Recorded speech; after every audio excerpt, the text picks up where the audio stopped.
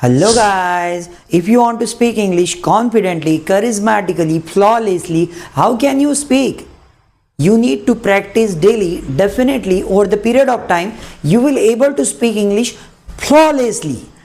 How you can practice? Let us see. First, sir रोज शिकवते. इंग्रजीमध्ये कसं सांगायचं? Sir teaches daily.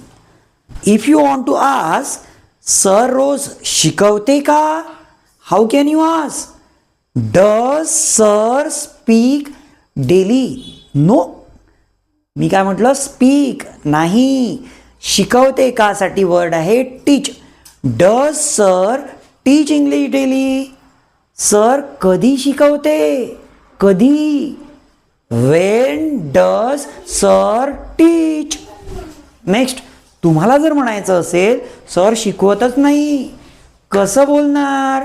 Sir does not teach. Next, जर तुम्हाला म्हणायचं असेल सर शिकवत नाही का, तर कसं बोलायचं?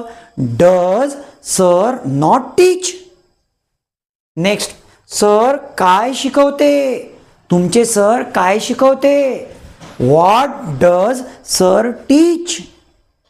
नेक्स्ट, जर तुम्हाला म्हणायचं असेल सरांनी आम्हाला काल इंग्रजी शिकवलं, पास्टमध्ये शिकवलं. सर टॉट इंग्लिश यस्टरडे. तुम्हाला जर प्रश्न विचारायचा असेल तर सरांनी शिकवलं का? मग कसं विचारायचं? डीड सर टॉट इंग्लिश?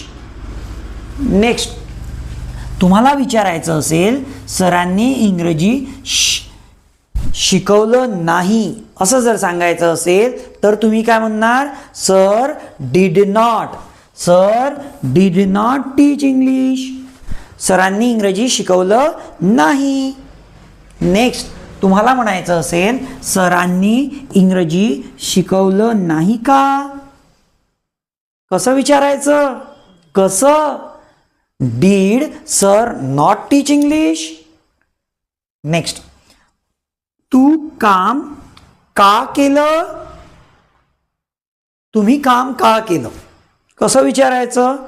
1 2 3 4 5. आलं?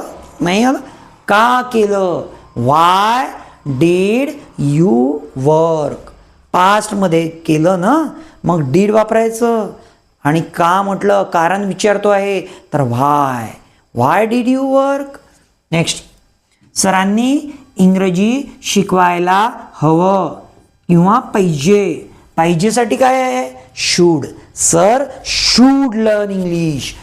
लर्न नाही, टीच इंग्लिश.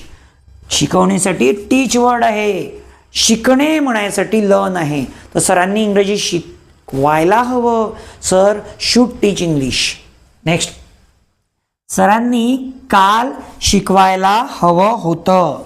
सरांनी मला शिकवायला हवं होतं. सर शूड हॅव टॉट इंग्लिश टू मी. मला सरांनी इंग्रजी शिकवायला हवं होतं. पास्ट आहे म्हणून शूड हॅव सोबत वर्बचा थर्ड फॉर्म यूज करा. नेक्स्ट, सर शिकवू शकले.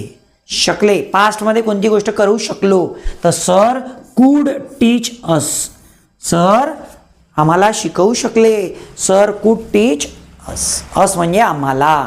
नेक्स्ट, सर मला इंग्रजी बोलायला लावते. सर मला जबरदस्ती इंग्रजी बोलायला लावते. पॉझिटिव्ह आहे, काय वापरायचं? Sir makes me. Sir makes me speak English. Sir मला काम करायला लावते असं म्हणायचं असेल तर सर मेक्स मी वर्क. आणि सरांनी मला इंग्रजी बोलायला लावलं नाही येत. Sir made me speak English. Past असेल तर मेड यूज करा, प्रेझेंट असेल तर मेक यूज करा, आणि फ्युचर असेल तर sir will make me English. Sir मला इंग्रजी बोलायला लावणार. Sir will make me speak English. Next, sir मला शिकवणार. फ्युचर आहे, काय वापरणार? एकच आहे. Sir will teach me. Sir मला शिकवणार. Sir will teach me. Next, तुम्ही शिकवत आहे का सर? तुम्ही मला विचारत आहे, सर तुम्ही शिकवत आहे का? How can you ask are you teaching? तुम्हाला विचारायचं आहे तुम्ही शिकवत होते का? कसं येणार? कसं? Were you teaching? Yes, that's correct. Sir तुम्ही उद्या शिकवत असणार का? Will you be teaching tomorrow? Yes, you need to practice in this way so that you will able to speak English. Otherwise, you will stuck somewhere. You will not able to speak English continuously. Practice make man perfect. So why are you waiting? Just start practicing, and you will see remarkable changes in your fluency within few days. Content आवडलं असेल व्हिडिओला like करा, चॅनलला subscribe करा आणि मित्रांना video share करा. Thanks for watching this video.